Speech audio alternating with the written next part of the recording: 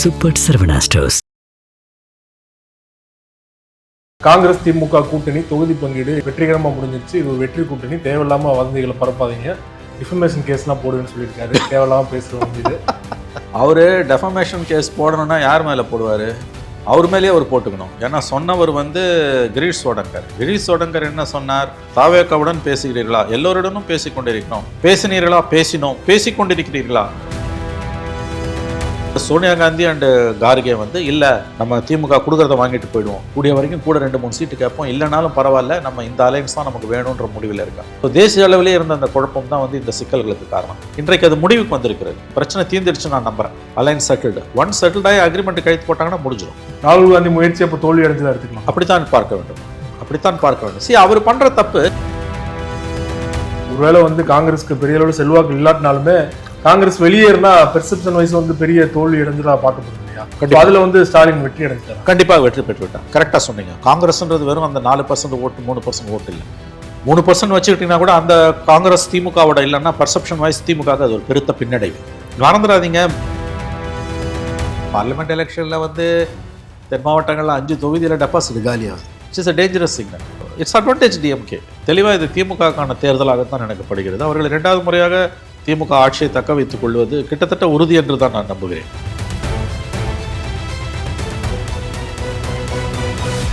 அரசியல் களம் நேயர்களுக்கு வணக்கம். இன்றைக்கு நம்ம நேர்காணலுக்காக மூத்த பத்திரிகையாளரும் அரசியல் திறனாய்வாளருமான திரு மணி அவர்கள் நம்மோடு இருந்திருக்கிறார். அவரோடு பேசலாம். சார் வணக்கம். வணக்கம். காங்கிரஸ் திமுக கூட்டணி தொகுதி பங்கீடு இன்று காலையில் பேச்சுவார்த்தை நடைபெற்றது. செல்வ பிறந்தகை பேச்சுவார்த்தை முடிஞ்சதுக்கு அப்புறமா வெளியில் பத்திரிகையாளர் சந்திக்கும் போது சுமூகமா முடிஞ்சிருச்சு, வெற்றிகரமா முடிஞ்சிருச்சு, இது ஒரு வெற்றி கூட்டணி, தேவையில்லாம வதந்திகளை பரப்பாதீங்க, டிஃபமேஷன் கேஸ்லாம் போடுவேன்னு சொல்லியிருக்காரு. தேவையில்லாம பேசுறவங்க இது. அவரு டெஃபமேஷன் கேஸ் போடணும்னா யார் மேலே போடுவார்? அவர் மேலேயே அவர் போட்டுக்கணும். ஏன்னா சொன்னவர் கிரீஷ் சோடங்கர் என்ன சொன்னார்? தாவேக்காவுடன் பேசுகிறீர்களா? எல்லோருடனும் பேசிக்கொண்டிருக்கிறோம். பேசினீர்களா? பேசினோம். பேசிக்கொண்டிருக்கிறீர்களா? Communication is a continuous process. அதாவது அதுக்கு கடந்த காலம் இறந்த காலம் அல்ல, நிகழ்காலம். கருத்து பரிமாற்றம் என்பது கடந்த காலம் மட்டுமல்ல, அது நிகழ்காலமும் கூடன்னு அவர் சொன்னார். இதில் சும்மா மிரட்டுற வேலை. அதாவது டெஃபமேஷன் போடணும். இவர் யார் மேலே இவர் டெஃபமேஷன் போடுவார்? அப்படி போடுறதுனா கிரீஷ் சோடங்கர் தான் டெஃபமேஷன் போடணும். ஏன்னா அவர் சொன்னதை திருச்சி போட்டால் அவர் தான் போடணும். அவர் சார்பாக செல்வ பிறந்தங்க போட முடியாது. எனவே இப்போ பிரச்சனை முடிவுக்கு வந்துடுச்சு. பேச்சுவார்த்தைக்கு போயிட்டாங்க. தாவேக்கா option ruled out, 100% ruled out. அவங்களோட இமீடியட் ரிக்குயர்மெண்ட் ஒரு ராஜ்யசபா சீட். அநேகமாக அது காங்கிரஸ் தேசிய செய்தி தொடர்பாளர் பவன் கெரா என்பவருக்கு கொடுப்பாங்கன்றாங்க. திமுக அதை ஒப்புக்கொண்டு விட்டது. 6ஆம் தேதி வேட்புமனு தாக்கல் இருக்குது. தேவைப்பட்டால் தேர்தல் 17-18 நடக்கும்னு நினைக்கிறேன். ஸோ ஒரு ராஜ்யசபா சீட்டு கன்ஃபார்ம்டு. அசம்பிளி தான் இப்போ பிரச்சனை. அவங்க 25 லாஸ்ட் டைம் கொடுத்ததை வாங்கிக்கோங்கன்றாங்க. இவங்க 39ன்னு கேட்குறாங்க. அவங்க 27 மேலே இல்லைன்றாங்க. ஐ திங்க் 27 அல்லது 28 செட்டில் ஆகிடும். கூட்டணி உடைய நான் ஆரம்பத்துலேருந்து சொல்லிட்டு இருக்கேன். இந்த கூட்டணி உங்ககிட்ட நான் கடந்த முறை கூட சொன்னேன். கூட்டணி நிச்சயமாக உடையாது. 2 பேருக்கும் ஆப்ஷன் இல்லை. நடுப்புற ஒரு ஊசலாட்டம், ஒரு மோகம் தாவேக்கா மீது அவர்களுக்கு வந்தது. பட் அது முன்னால் போவே இல்லை. நீங்கள் இந்த மாதிரி ஒரு கூட்டணியை 22 ஆண்டுகளாக இருக்க கூட்டணி 8 தேர்தல்களை சந்திச்சிருக்காங்க. 4 சட்டமன்ற தேர்தல், 4 மக்களவை தேர்தல். இது உங்களுக்கு 11th ஹவரில் பிரிஞ்சு போகிறதுன்றதெல்லாம் நடக்காது. அதுக்கு நீங்கள் 1 வருஷம் முன்னாலேயே ஒர்க் பண்ண ஆரம்பிச்சிருக்கணும். கூட சீட்டு வேணும்னா கடைசி 1 மாதத்தில் கேட்டிங்கன்னா கொடுக்க மாட்டாங்க. 2வது காங்கிரஸுக்கு நீங்கள் ஆப்ஷன்ஸே இல்லை. எங்கே போவாங்க? தாவேக்கா ஒரு ஆப்ஷனே கிடையாது. விஜயை நம்பி நீங்கள் போக முடியாது. அவருக்கு ஆதரவு வாக்கு வங்கி என்பதெல்லாம் அன்டெஸ்டட். அப்படியே வாக்கு வங்கி இருந்தாலும் ஆர்கனைசேஷனல் ஸ்ட்ரென்த்து கிடையாது. நீங்கள் ஆர்கனைசேஷனல் ஸ்ட்ரென்த்துன்றது இவங்க 2 பேருக்கு தான், திமுக அண்ணா திமுக. ஆகவே தாவேக்கா ஆப்ஷன் நடுப்புற ஒரு சின்ன ஃப்ளர்ட்டிங்னுவாங்க. ஆங்கிலத்தில் ஒரு வார்த்தை உண்டு, ஃப்ளர்ட்டிங். அதாவது அது லவ் கிடையாது, ஃப்ளர்ட்டிங். அது சும்மா ஒரு எப்படி சொல்கிறது, ஒரு இன்ஃபேச்சுவேஷன் மாதிரி. It's an infatuation. தாவேக்காவோடு காங்கிரஸுக்கு வந்த அந்த காதல் என்பது அது காதல் அல்ல. It's not love, it's an infatuation. இன்ஃபேச்சுவேஷன்னா ஒரு கட்டத்தில் அது இட் வில் டை டவுன். தாவேக்கா பேரம் பேசுறதுக்காக பயன்படுத்தி ஏமாத்திட்டாங்களா காங்கிரஸ்? பேரம் பேச பயன்படுத்தினாங்கன்றது உண்மை. பட் திமுக உறுதியாக நின்றுடுச்சு. அவங்க ஒரு ராஜ்யசபா சீட்டு கொடுக்கறது அவங்களுக்கு பிரச்சனை இல்லை. கொடுக்குறாங்க தெரியாது நமக்கு. இட்ஸ் நாட் கன்ஃபார்ம்டு, நமக்கு தெரியாது. அதிகாரப்பூர்வமாக எதுவுமே வரல. அதிகாரத்தில் பங்குன்றது முடியாதுன்னு ஸ்டாலின் தெளிவாகவே சொல்லிட்டாரு. மீதி இருக்கிறது ஒன்று தான். அசம்பிளியில் 25 சீட்டை 30 சீட் ஆக்கணும்னு அவங்க பார்க்குறாங்க. Maybe it could be settle down by 27 or 28ன்றாங்க. எனவே அலைன்ஸ் கன்ஃபார்ம்டு. சீட் ஷேரிங் இன்றைக்கும் நாளைக்கும் முடிஞ்சுன்னு தான் நான் நினைக்கிறேன். ஏன்னா இழுபறிய நாளைக்கு முதலமைச்சரோட பிறந்த நாள். அதற்கு முன்பாகவே கூட்டணிகள் எல்லாம் முடிவு செய்யப்பட்டு சீட் ஷேரிங் கையெழுத்து பண்ணி போட்டுட்டாங்க. அப்படின்னா அவங்களுக்கு ஒரு சைக்கலாஜிக்கல் அட்வான்டேஜ். முதலமைச்சரின் பிறந்தநாள் கொண்டாட்டங்களில் கூட்டணி கட்சிகளோட. ஏன்னா இப்போ எல்லாரோடையும் அவங்களுக்கு சுமூகமாக தீர்ந்துடுச்சு. காங்கிரஸ் மட்டும்தான் நெருடலை. இந்த அளவுக்கு காங்கிரஸ் பிரச்சனை பண்ணணும்னு ஸ்டாலின் எதிர்பார்க்கல. பட் இன்னைக்கு அது முடிவுக்கு வந்திருக்குன்னு தான் நான் பார்க்குறேன். கூட்டணி தொடரும், அதில் எந்த மாற்று கருத்தும் இல்லை. ஒன்ஸ் அக்ரிமெண்ட்டை சைன் பண்ணிட்டு பிரச்சாரத்துக்கு போயிட்டாங்கன்னா இந்த பிரச்சனைகள்லாம் பின்னால் போயிடும். 4 முனை போட்டு அது திமுக தான் அட்வான்டேஜ், பலமுறை நம்ம சொன்ன மாதிரி. ஸோ களம் தெளிவாக தான் இருக்குது. எடப்பாடி சைடில் அவங்களுக்கு பெரிய அளவில் முன்னேற்றமே இல்லை. மோடி மதுராந்தக கூட்டத்துக்கு வந்துட்டு நாளைக்கு மதுரைக்கு போகிறாரு. அங்கே புதுசாக ஒரு கட்சி கூட என்டிஏ மேடையில் ஏற போகிறதா தெரியல. திருப்பரங்குன்றத்துக்கு மோடி போகிறதுன்றது ஒரு பிரச்சனை இருக்குது. ஹைகோர்ட்டில் ஜட்ஜ்மெண்ட் வாங்கி சுப்ரீம் கோர்ட்டுக்கு போயிருக்குது. 2 தரப்பினரிடையே பிரச்சனைன்னும் போது நாட்டின் பிரதம மந்திரி அந்த வழிபாட்டு தலத்துக்கு போவதை தவிர்க்கலாம். எத்தனையோ முருகர் கோயில் இருக்குது, அங்கே எங்கேயாவது மோடி போகலாம். திருப்பரங்குன்றம் போவது என்பது இன்னமும் பாஜகவுக்கு எதிரான உணர்வை தமிழ்நாட்டில் வலுப்படுத்தும். சிறுபான்மையின வாக்குகளை மேலும் மேலும் திமுக பக்கம் இருக்கும்.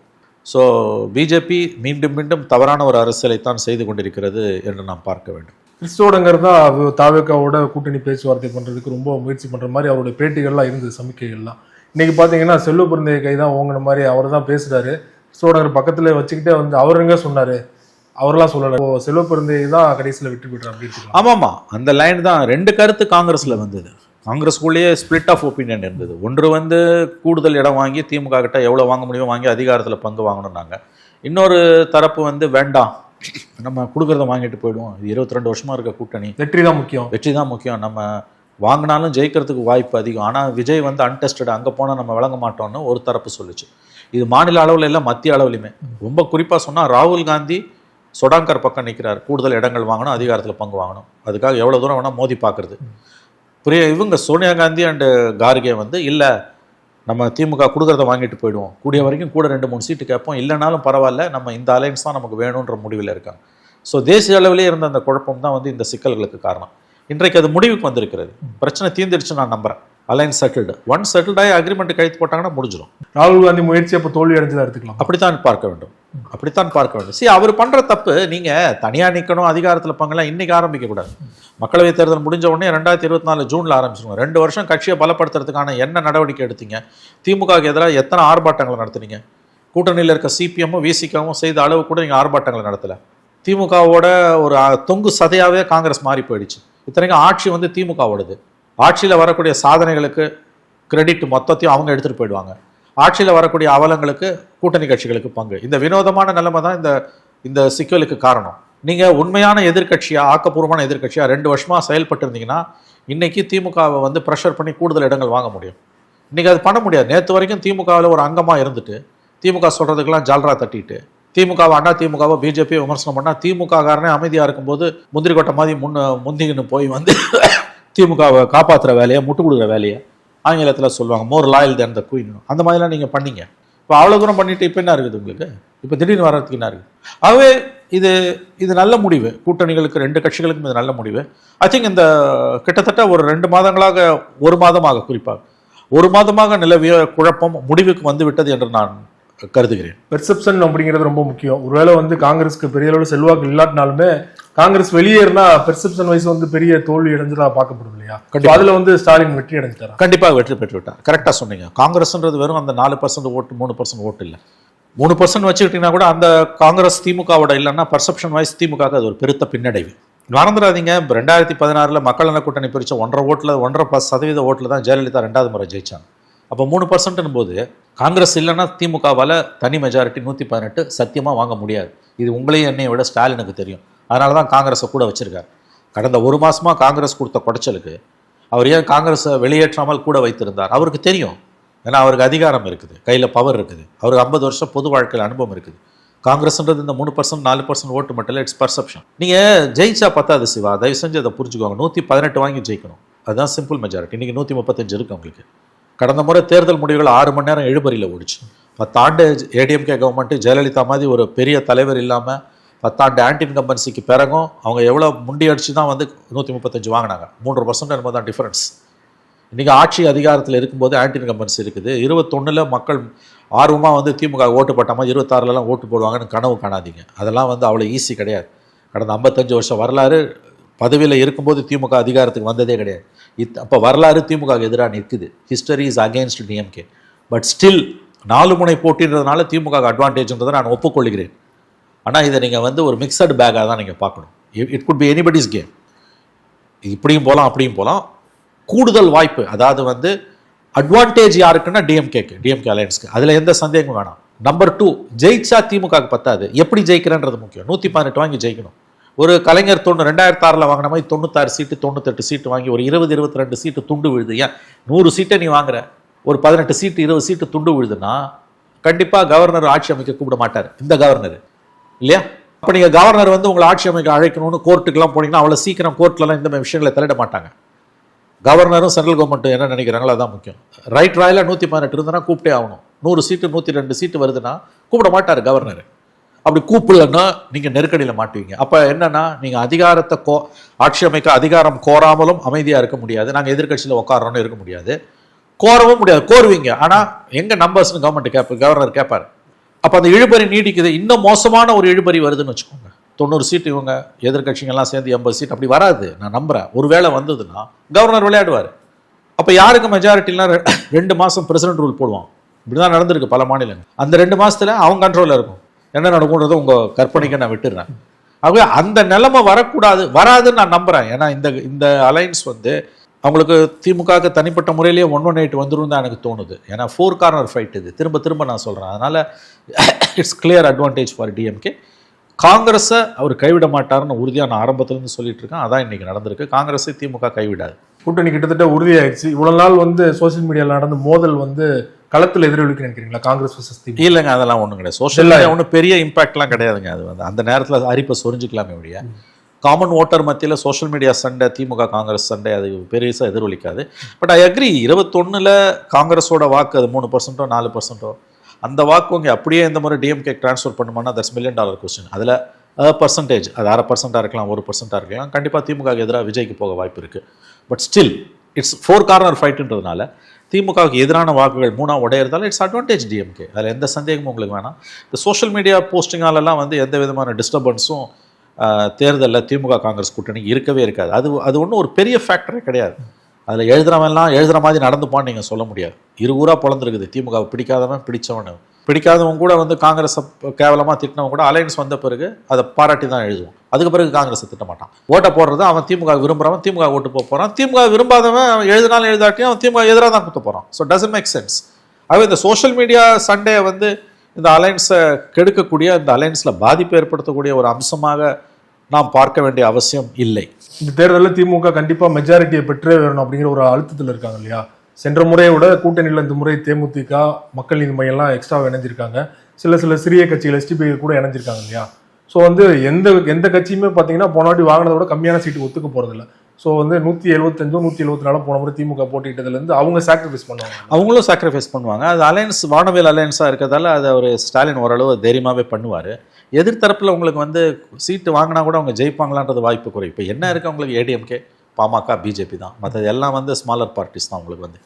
இப்போ நீங்கள் இதில் பார்த்தீங்கன்னா வந்து உங்களுக்கு வந்து ஏடிஎம்கேக்கு ஒரு பெரிய நெருக்கடி என்னன்னு கேட்டிங்கன்னா, தென் மாவட்டங்களில் வந்து அவங்களுக்கு ஒரு சிக்கல் வருது. டிடிவி வந்தாலுமே 2 விஷயம். ஒன்று வந்து முக்குலத்தோர் மத்தியில் எடப்பாடி மேலே கவுண்டர்கள் நம்மளை ஆதிக்கம் செலுத்துகிறார்கள் என்ற ஒரு பர்செப்ஷன் ஒரு தரப்பினரிடம் இருந்து கொண்டு இருக்கிறது. அதில் இந்த 10% ரிசர்வேஷன்லாம் வந்து அவங்கள எதிராக திருப்பி இருக்கு எடப்பாடிக்கு. அது ஏடிஎம்கேக்கு ஒரு சேலஞ்ச். என்னதான் டிடிவி கூட வந்தாலும் சசிகலா ஃபேக்டர் வந்து ஒரு 10-12 தொகுதியில் டேமேஜ் ஏற்படுத்தலாம், சிறிய அளவில் டேமேஜ் ஏற்படுத்தலாம். So it's advantage DMK.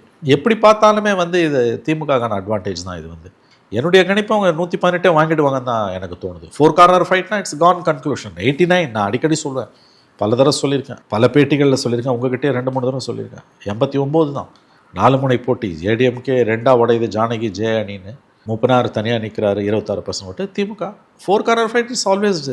அதுவும் ஏடிஎம்கே ரெட்டையில இருந்தால் கூட பரவாயில்ல. ரெட்டையில இருக்குது, பட் அதில் ஒரு சேதாரம் ஏற்பட்டிருக்கு ரெட்டையில. பழைய ரெட்டையில இல்லை. அது நீங்கள் பார்லிமெண்ட் எலெக்ஷனில் வந்து தென் மாவட்டங்களில் 5 தொகுதியில் டெபாசிட் காலியாகுது. It's a dangerous signal.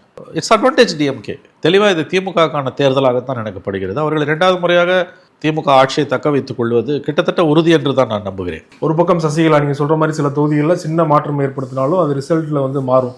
இன்னொரு பக்கம் ஓபிஎஸ் அவர்களும் திமுக சேர்ந்திருக்காருன்னா தென் மாவட்டங்களில் பெரிய அடி உள்ள வாய்ப்பு இருக்கு நினைக்கிறேன். அதிமுக சேதாரம் இருக்கலாம் தான் சிவா தோணுது எனக்கு. பெரிய அடியான்னு தெரியல, பட் சேதாரம் இருக்குது. ஏன்னா டிடிவி வந்து என்டிஏக்குள்ளே போனது பெரிய அளவில் ஏடிஎம்கேக்கு முக்குலத்தோர் மத்தியில் வாக்குகளை கொண்டு வருமானா கொண்டு வரல, அதிருப்தி இருக்கு. எம்ஜிஆர், ஜெயலலிதா, கருணாநிதி இவங்கெல்லாம் வந்து ஜாதிகளை, ஸ்டாலின் உட்பட ஜாதிகளை கடந்த தலைவர்கள். எம்ஜிஆர், ஜெயலலிதா, கருணாநிதி, ஸ்டாலின் இவங்க எல்லாமே வந்து ஒரு ஜாதிக்கான தலைவர்கள் கிடையாது. பட் அன்ஃபார்ச்சுனேட்லி எடப்பாடி வந்து அந்த தோற்றத்தை முக்குலத்தோர் மத்தியில் உருவாக்கல, குறிப்பாக அந்த சமூகத்து மத்தியில். அதுவும் அதிமுக வாக்கு வங்கி என்பது எம்ஜிஆர் மரணத்துக்கு பிறகு அந்த அம்மா ஜெயலலிதா அம்மா எல்லோருக்குமான தலைவர் தான். ஆனால் அதிமுக வாக்கு வங்கின்னு பார்க்கும்போது ஜெயலலிதாவுடைய 29 ஆண்டு கால அரசியல் வாழ்க்கையில் முக்குலத்தோர் சமூகத்தினர் வந்து அதிமுகன்ற மாதிரியான ஒரு முத்திரையை விழுந்துருச்சு. அது முக்குலத்தோர் கட்சின்னே பெயர் பெற்றது. அந்த அம்மா அப்படி கிடையாது, அவங்க எல்லாருக்குமான லீடர். பட் அந்த கட்சி வந்து எம்ஜிஆர் ஆட்சியில் இருக்கும்போது விழாத அந்த முத்திரை ஜெயலலிதாவோட அரசியல் காலத்தில் 29 ஆண்டுகள், அவங்க 15 ஆண்டுகள் பவர்லேயும் 14 ஆண்டுகள் பவர் இல்லாமலே இருந்தப்ப 87 to 2016, கரெக்டாக 87 டிசம்பர் to 2016 டிசம்பர். துரதிருஷ்டவசமாக வந்து அது காரணம் சசிகலா தான் இல்லையா? அதுவும் அவங்களும் ஒரு காரணம். அதுதான் காரணம். முக்குலத்தோருக்கான கட்சி என்ற ஒரு முத்திரை விழுந்தது கட்சி மேலே, அந்த அம்மா மேலே விழலை, ஜெயலலிதா அம்மா மேலே விழலை. அது எடப்பாடி வந்தோடனே அது வந்து முக்குலத்தோர் கட்சி கவுண்டர்களோட கட்சியாக மாறுச்சுன்னு ஒரு விமர்சனம் எழத் தொடங்கியது. இந்த 10% ரிசர்வேஷன் வந்து அந்த பகுதியில் எடப்பாடிக்கு எதிராக ஒரு எதிர்ப்பை கிளப்பியது, உருவாக்கியது உண்மை. ஸோ இப்போ அந்த ஆல்ரெடி அந்த கம்யூனிட்டியோட ஓட்டு ஏடிஎம்கேக்கு, அதுவும் அதோட டாமினன்ட் ஓட்டுது, அதில் ஒரு பகுதி பிரிஞ்சு ஏடிஎம்கேக்கு எதிராக திரும்புதுன்னு போது சிக்கல், எடப்பாடிக்கு சிக்கல். அதுவும் போன தேர்தலில் அவங்க 7 இடத்துல டெபாசிட் இழந்ததில் 5 இடம் தென் மாவட்டங்கள். So that's a very serious issue. ஆகவே வந்து இன்றைக்கி பார்க்கும்பொழுது வந்து அவங்களுக்கு கண்டிப்பாக வந்து அவருக்கு ஏடிஎம்கேக்கு சூழ்நிலை இந்த நிமிடம் சாதகமாக இல்லை. ரொம்ப நன்றி சார். சமகால அரசியல் தொடர்பாக பல்வேறு விஷயங்களோட பண்புடைய மிக்க நன்றி. நன்றி சார்.